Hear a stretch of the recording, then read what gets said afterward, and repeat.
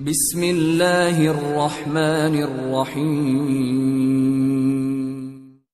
جس طرح تم زائرین کے بیس میں ہماری بستی میں داخل ہونے کے بعد میری پھوپھی ربیہ کو اپنے بھائی کے ساتھ اٹھا لائے اور میرے اہل خانہ کو قتل کیا، اس طرح میں بھی حویلی میں داخل ہوا ہوں۔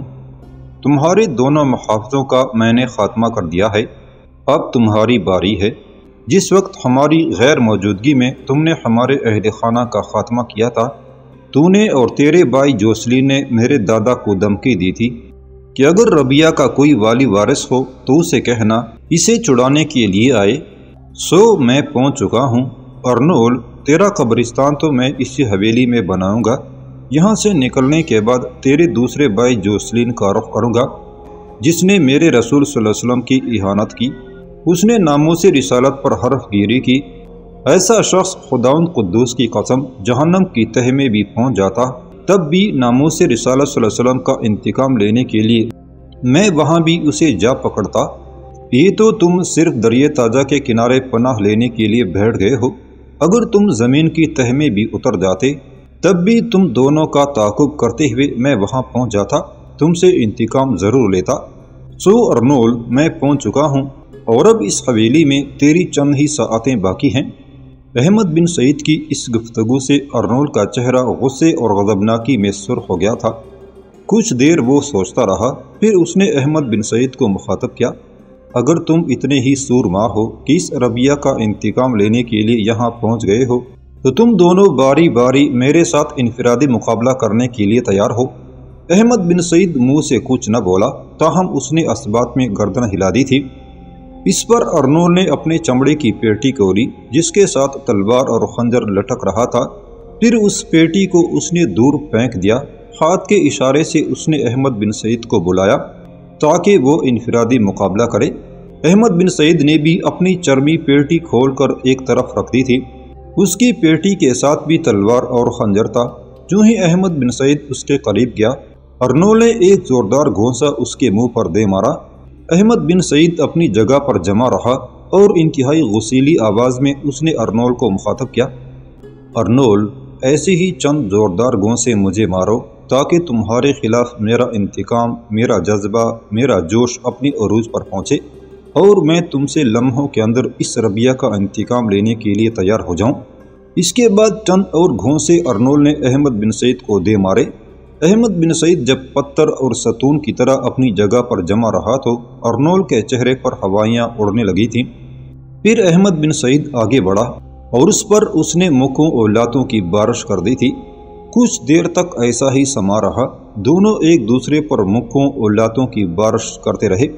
پھر آہستہ آہستہ ارنول پر ماندگی، احمد بن سعید پر تازگی چھاتی چلی گئی تھی اور لمحہ بلمحہ احمد بن سعید اس پر چھانے لگا تھا۔ ایک موقع پر لگاتار 2 گھونسے احمد بن سعید نے ارنول کے پیٹ اور پسلیوں پر دے مارے۔ ارنول کراہ اٹھا اور انتہائی بے بسی کے عالم میں وہ فرش پر گر گیا تھا۔ احمد بن سعید آگے بڑھا اور اس کی ٹانگ پر اپنا پاؤں رکھا اور اس پر بوجھ ڈالتے ہوئے وہ بول پڑا، ارنول، تو کیا سمجھتا تھا کہ فلسطین سے نکل کر اسپین میں آ کر تو محفوظ ہو جائے گا؟ ہرگز نہیں۔ دیکھ، تو انتہائی بے بسی کے عالم میں میرے سامنے زمین پر گرا ہے۔ ارنول، ہم جس رسول صلی اللہ علیہ وسلم، جس آقا کے ماننے والے ہیں، وہ قیدیوں کو اسیری سے، مسکینوں کو بھوک سے نجات دینے والے تھے۔ اس کے بعد احمد بن سعید نے اپنا بایاں پاؤں ارنول کی ایک ران پر رکھا، دوسری ران کو اس نے دونوں ہاتھوں سے تھاما، پھر اس قدر زور لگایا کہ ارنول کے جسم کو 2 حصوں میں چیر کر علیحدہ کر دیا تھا۔ کمرے میں ایک ہولناک بھیانک چیخ بلند ہوئی تھی، پھر چاروں طرف سناٹا پھیل گیا تھا۔ احمد بن سعید کے چہرے پر ابھی تک غضبناکی، غصے اور انتقام کے آثار تھے۔ ارنول کا خاتمہ کرنے کے بعد وہ اس کے جسم کے دونوں حصوں کے پاس کھڑا رہا۔ اس کی یہ حالت دیکھتے ہوئے اس کی جوان سال پھوپھی ربیہ کے لبوں پر ہلکا سا تبسم نمودار ہوا۔ آہستہ آہستہ وہ آگے بڑھی، بڑی شفقت اور توصیفی انداز میں احمد بن سعید کی طرف دیکھتے ہوئے وہ کہہ رہی تھی، اے میرے بھائی کے شیردل فرزند، تو کیا خوب دشمنوں کے لیے موت کا دامن، آگ کا بگولا بن کر نمودار ہوا۔ تو ان بے وفا لمحوں کے اندر ایسا طوفان بن کر آیا ہے جس کی کوئی راہ نہیں روک سکتا۔ تیری یہاں آمد سے پہلے میں نئے امید افزا موسموں سے مایوس بے طلب اور بے تگ و دو ہو گئی تھی۔ میرے دل میں کوئی کاوش، کوئی تلاش نہ رہی تھی۔ جب تک ربیہ بولتی رہی، احمد بن سعید خاموش رہا۔ اس وقت اس کے چہرے پر تاثرات بدل گئے تھے۔ غصے اور انتقام کی جگہ اس کے چہرے پر ربیہ کے لیے شفقت، اپنائیت اور احترام تھا۔ ربیہ جب خاموش ہوئی تب احمد بن سعید بول پڑا، سن میری پھوپھی، ہمیں یہاں زیادہ دیر قیام نہیں کرنا چاہیے۔ اس ارنولڈ سے تو میں نے تیری ذات کا انتقام لیا ہے۔ تیری ذات چونکہ میری ذات سے وابستہ ہے، لہٰذا ارنولڈ سے انتقام میری ذات کی خوشنودی، میری ذات کا اطمینان تھا۔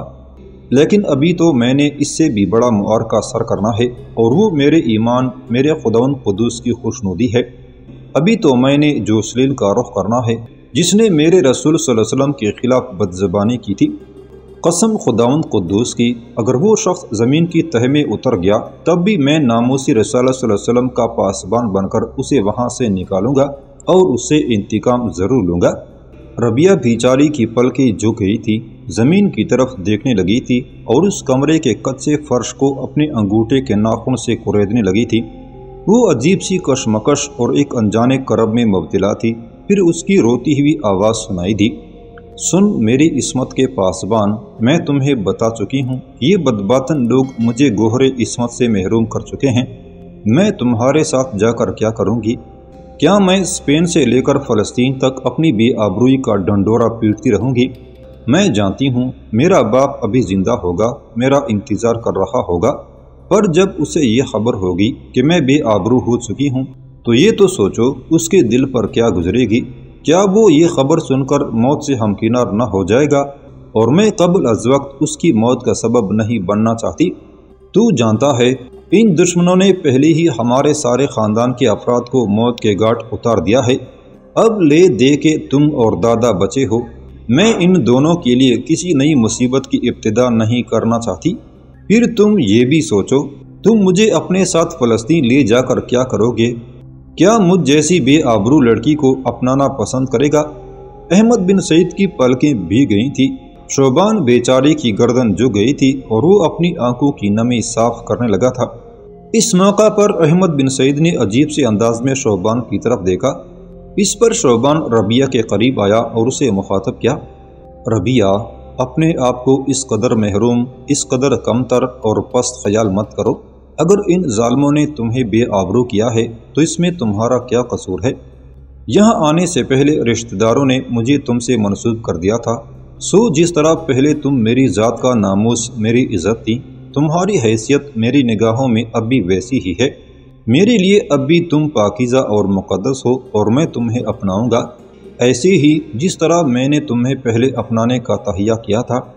یہاں تک کہنے کے بعد شوبان تھوڑی دیر کے لیے رکا۔ بڑے غور سے اس نے لمحہ بھر کے لیے ربیہ کی طرف دیکھا اور اس کے بعد وہ دوبارہ کہہ رہا تھا، ربیہ، یہ مت خیال کرنا کہ میں اور احمد بن سعید تمہیں یہاں چھوڑ کر چلے جائیں گے، ہرگز نہیں۔ اگر ہمیں تمہاری خاطر آگ کے سمندر سے بھی ہو کر گزرنا پڑے تو قسم خداوند قدوس کی، ہم دونوں اس سے بھی گزر جائیں گے۔ شوبان کی اس گفتگو سے ربیہ کے چہرے پر کسی قدر اطمینان پھیلا۔ پھر آنکھیں جھکائے ہی جھکائے اس نے احمد بن سعید کو مخاطب کیا، میں آپ دونوں کے ساتھ جانے کے لیے تیار ہوں۔ احمد بن سعید اور شوبان دونوں اس کا جواب سن کر خوش ہو گئے تھے۔ پھر احمد بن سعید شوبان کے قریب آیا۔ کافی دیر تک اس کے ساتھ رازدارانہ گفتگو کرتے ہوئے اس نے شاید اپنا اگلا لائحہ عمل طے کیا تھا۔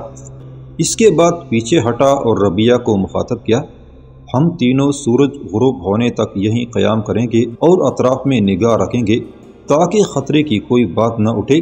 سورج غروب ہونے کے بعد ہم اپنے اگلے لائحہ عمل کی ابتدا کریں گے۔ ربیہ سے ہٹ کر احمد بن سعید نے شوبان کو مخاطب کیا، شوبان، ذرا ساتھ والے دروازے کو کھولو۔ جب ہم یہاں آئے تھے تو ایک عورت ادھر گئی تھی، اس پر بھی نگاہ رکھنی پڑے گی۔ شوبان آگے بڑھا، دروازہ کھول کر دیکھا، ایک عورت اندر بیٹھی ہوئی تھی۔ وہیں کھڑے کھڑے اس نے احمد بن سعید کو مخاطب کیا، یہ عورت یہیں بیٹھی ہوئی ہے۔ اس پر احمد بن سعید اور ربیہ چلتے ہوئے دروازے کے پاس آئے۔ دونوں نے دیکھا وہ عورت خوف اور ڈر کے مارے تھر تھر کانپ رہی تھی۔ احمد بن سعید اور ربیہ دونوں اس کمرے میں داخل ہوئے۔ احمد بن سعید نے اس عورت کو مخاطب کیا، خاتون، میں نہیں جانتا تو کون ہے، لیکن میرے ذہن میں یہ بات ضرور آتی ہے کہ جو کچھ تو نے کیا وہ یہاں کے مکینوں کے کہنے پر کیا ہوگا۔ ہم تمہیں کوئی نقصان نہیں پہنچائیں گے، بس تم یہیں بیٹھی رہو۔ شرارت کرنے کی کوشش کی تو میں تمہاری گردن کاٹنے میں دیر نہیں لگاؤں گا۔ عورت پہلے کی نسبت زیادہ خوفزدگی کا اظہار کرنے لگی، پھر وہ کپ کپاتی آواز میں بول پڑی، میں بالکل خاموش رہوں گی، کوئی شور نہیں کروں گی۔ میں سمجھ گئی ہوں کہ آپ لوگ کون ہیں۔ ان لوگوں نے ناحق اس لڑکی کو مبہوس کر رکھا تھا۔ اگر آپ اس کے والی وارث ہیں تو آپ اسے واپس لے جانے کا حق رکھتے ہیں۔ اس عورت کی گفتگو سے احمد بن سعید خوش ہو گیا تھا۔ پھر ربیہ نے احمد بن سعید اور شوبان دونوں کو مخاطب کیا، آپ دونوں یہاں بیٹھیں، میں آپ دونوں کے لیے کھانا تیار کرتی ہوں، یہاں ضرورت کی ہر شے موجود ہے۔ اس پر شوبان بول پڑا، ہم تمہیں اکیلے عمارت کی دوسری طرف نہیں جانے دیں گے، احمد بھائی آپ یہیں بیٹھیں، جب تک یہ کھانا تیار کرتی ہے میں اس کے ساتھ رہوں گا، عمارت کی باہر بھی نگاہ رکھوں گا۔ احمد بن سعید نے شوبان کی اس تجویز سے اتفاق کیا۔ پھر شوبان اور ربیہ وہاں سے نکل کر دوسری سمت گئے اور کھانا تیار کرنے لگے تھے۔ احمد بن سعید وہیں بیٹھ کر اس عورت پر نگاہ رکھنے لگا تھا۔ تھوڑی دیر بعد شوبان اور ربیہ لوٹ آئے، سب نے مل کر کھانا کھایا، پھر وہ اس کمرے میں بیٹھ کر وقت گزارنے لگے تھے۔ جس وقت سورج غروب ہو رہا تھا، احمد بن سعید، شوبان اور ربیہ کوچ کرنے کی تیاری کر رہے تھے اور عمارت میں رہنے والی خاتون کو بھی اپنے ساتھ لے جانا چاہتے تھے کہ عمارت کے باہر گھوڑوں کے ٹاپوں کی آوازیں سنائی دی۔ اس پر احمد بن سعید اور شوبان دونوں چوکنے ہو گئے تھے۔ اس موقع پر ربیہ نے با کر مرنے والے کی ڈھال اور تلوار پر قبضہ کر لیا تھا تاکہ وہ برے حالات میں احمد بن سعید اور شوبان کا ساتھ دے سکے۔ تینوں جب صدر دروازے کے قریب آئے تو احمد بن سعید اور شوبان دنگ رہ گئے، اس لیے کہ عمارت سے باہر کراکوش اور احمد بن سعید کی بیوی غریتا گھوڑوں سے اتر رہے تھے۔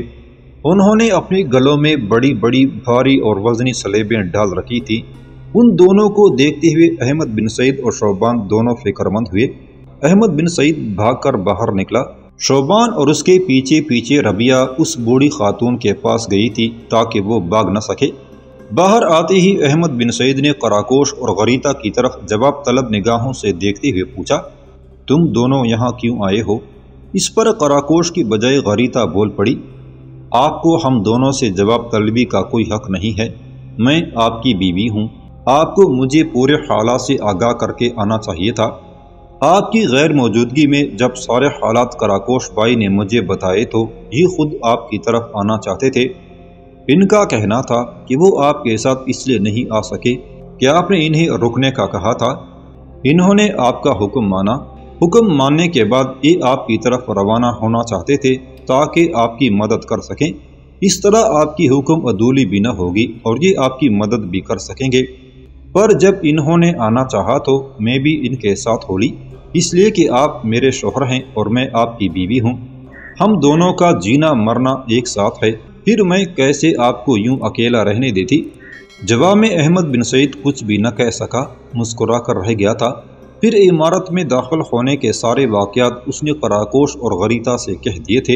اتنی دیر تک کراکوش کی نگاہ ربیہ پر پڑی اور وہ با کر آگے بڑھا اور کہنے لگا، ربیہ میری بہن تو کیسی ہے؟ جواب میں ربیہ نے منہ سے تو کچھ نہ کہا، اسبات میں سر ہلا دیا۔ پھر احمد بن سعید نے غریتا کو مخاطب کیا، غریتا یہی میری پھوپھی ربیہ ہے، ربیہ یہ میری بیوی غریتا ہے۔ ربیہ با کر آگے بڑھی، غریتا کو اس نے گلے لگایا، پھر وہ اس کی پیشانی، اس کا منہ، اس کے گال چھونے لگی تھی۔ تھوڑی دیر تک وہ لوگ وہیں کھڑے رہے۔ اس دوران احمد بن سعید نے بڑی رازداری کے ساتھ کراکوش اور غریتا سے بھی وہ لائے عمل کہہ دیا تھا جو اس نے شوبان کے ساتھ طے کیا تھا۔ پھر وہ اس عمارت سے نکلے۔ اس عمارت میں پہلے سے موجود خاتون کو بھی انہوں نے ساتھ لیا تھا۔ سورج اب غروب ہو چکا تھا، فضاؤں کے اندر تاریکی بڑی تیزی سے پھیلنے لگی تھی۔ دریائے تاجہ کے کنارے کنارے واپسی کا سفر کرتے ہوئے ایک جگہ احمد بن سعید، کراکوش، غریتا، ربیہ اور عمارت کی خاتون رک گئے، جبکہ شوبان معنی خیز انداز میں احمد بن سعید کی طرف دیکھتے ہوئے آگے نکل گیا تھا۔ وہاں کھڑے کھڑے احمد بن سعید نے ان سب کو کوئی معاملہ سمجھایا، پھر وہ سب کو لے کر دریائے تاجہ کے کنارے چٹانوں کی اوٹ میں انتظار کرنے لگے تھے۔ ادھر شوبان اپنے گھوڑے کو سرپٹ دوڑاتا ہوا ایک بہت بڑے باغ میں داخل ہوا۔ یہ باغ ارنول کے بھائی جوسلین کا تھا۔ باغ کے وسط میں حویلی تھی۔ اس کے سامنے جا کر شوبان نے اپنے گھوڑے کو روکا۔ گو فضا میں تاریکی پھیل چکی تھی، لیکن حویلی کے اطراف اور اس کے اندر مشعلیں روشن تھی۔ شوبان نے جب اپنے گھوڑے کو حویلی کے سامنے روکا تو دو مسلح جوان بھاگتے ہوئے اس کے پاس آئے۔ ان میں سے ایک نے شوبان کو مخاطب کیا، بتاؤ کس سے ملنا چاہتے ہو، کیا کام ہے؟ شوبان نے بڑے غور سے تھوڑی دیر تک ان کے سراپے کا جائزہ لیا، پھر ان میں سے ایک کی طرف دیکھتے ہوئے کہنے لگا، میں جوسلین سے ملنا چاہتا ہوں۔ میرے پاس اس کے لیے ایک انتہائی ضروری اور اہم پیغام ہے۔ فی الفور اسے اطلاع کرو کہ میں ایک ایسی خبر رکھتا ہوں جس میں اس کے بھائی اور دونوں کی زندگی کا سوال ہے۔ شوبان کے یہ الفاظ سن کر دونوں مسلح جوان وہاں سے ہٹ گئے تھے۔ تھوڑی ہی دیر بعد ایک شخص حویلی سے نکلا، وہی دونوں مسلح جوان اس کے پیچھے پیچھے تھے۔ شوبان جان گیا کہ آنے والا جوسلین ہے۔ جب وہ شوبان کے قریب آ کر رکا تب شوبان نے اسے مخاطب کیا، اگر میں غلطی پر نہیں تو آپ ارنول کے بھائی جوسلین ہیں۔ آنے والے نے جب مسکراتے ہوئے اپنی گردن اسبات میں ہلا دی تب شوبان نے اسے مخاطب کیا، اگر میں علیحدگی میں آپ سے کچھ کہنا چاہوں تو آپ سننا پسند کریں گے؟ اس پر ہاتھ کے اشارے سے جوسلین نے اپنے دونوں محافظوں کو پیچھے ہٹ جانے کے لیے کہا۔ وہ دونوں دور جا کر کھڑے ہو گئے۔ شوبان ذرا آگے بڑھا اور بڑی رازداری میں اس نے جوسلین کو مخاطب کیا، جوسلین، میں تمہارے بھائی کے دونوں محافظوں کا جاننے والا ہوں، اکثر و بیشتر ان سے ملتا رہتا ہوں، وہاں کی قریب بستی کا رہنے والا ہوں۔ تھوڑی دیر پہلے دو اجنبی تمہارے بھائی ارنول کی حویلی میں داخل ہوئے۔ وہ دونوں ارنول پر حملہ آور ہوئے، لیکن ارنول اور اس کا ایک محافظ تو بچ کر ایک طرف ہٹ گئے، تاہم انہوں نے ارنول کے دوسرے محافظ کا خاتمہ کر دیا۔ ارنول اور دوسرے محافظ نے ان دونوں کو چکمہ دیتے ہوئے ایک کمرے میں بند کر دیا ہے۔ اب وہ دونوں جو ارنول پر حملہ آور ہونے کے لیے آئے تھے کمرے میں بند ہیں۔ ارنول اور اس کے ایک محافظ اس کمرے سے باہر ان کا پہرا دے رہے ہیں۔ وہ دروازہ توڑ کر باہر آنے کی کوشش کر رہے ہیں۔ میں آپ کی طرف اس لیے آیا ہوں کہ آپ اپنے چند مسلح جوانوں کو لے کر وہاں چلیں تاکہ ان دونوں حملہ آوروں کا مقابلہ کیا جا سکے۔ شوبان کی اس گفتگو پر جوسلین نے اسے شک و شبہ کی نگاہ سے دیکھتے ہوئے کہنا شروع کیا، اگر میں تمہاری اس گفتگو پر اعتبار نہ کروں تو مجھے اعتبار دلانے کے لیے تمہارے پاس کوئی ثبوت ہے؟ اس پر شوبان پیچھے ہٹا۔ اپنے گھوڑے کی خرجین سے اس نے ارنول کے ایک محافظ کا کٹا ہوا سر نکالا اور اسے جوسلین کے پاؤں کے پاس پھینکتے ہوئے کہا، اسے پہچانو، یقیناً یہ تمہارے بھائی ارنول کے ایک محافظ کا کٹا ہوا سر ہے۔ اب بھی اگر تم میری اطلاع پر اعتبار نہیں کرتے تو میں جاتا ہوں۔ اگر تم اپنے بھائی ارنول کو مرتا ہوا ہی دیکھنا چاہتے ہو تو مجھے اس سے کیا غرض؟ میرا نہ کوئی فائدہ ہے نہ کوئی نقصان۔ میں تو تمہارے بھائی اور اس کے محافظ کے بھلے کے لیے تمہیں یہ اطلاع دینے آیا تھا۔ اگر تم کسی رد عمل کا اظہار نہیں کرنا چاہتے تو میں جاتا ہوں۔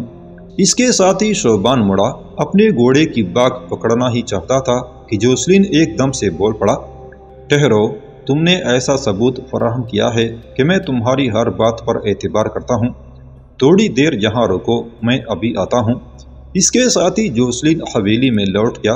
تھوڑی دیر بعد وہ پھر لوٹا اور شوبان کو مخاطب کر کے کہنے لگا، میں نے اپنے چند مسلح جوانوں کو اپنے بھائی ارنول کی حویلی کی طرف روانہ کر دیا ہے اور انہیں حکم دے دیا ہے کہ وہ حویلی کو چاروں طرف سے گھیر لیں اور اس وقت تک کسی عمل کی ابتدا نہ کریں جب تک میں وہاں خود نہیں پہنچ جاتا۔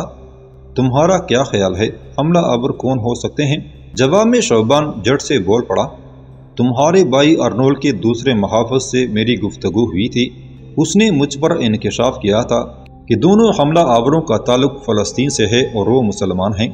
اس مسلح جوان کا یہ بھی کہنا تھا کہ ارنول فلسطین سے ایک لڑکی کو لے کر آیا تھا۔ دونوں حملہ آوروں کا تعلق اس لڑکی کے رشتہ داروں میں سے ہے۔ اب حقیقت کیا ہے، اصل معاملہ کیا ہے، میں نہیں جانتا۔ جو کچھ مجھے بتایا گیا تھا وہ میں نے تم سے کہہ دیا ہے۔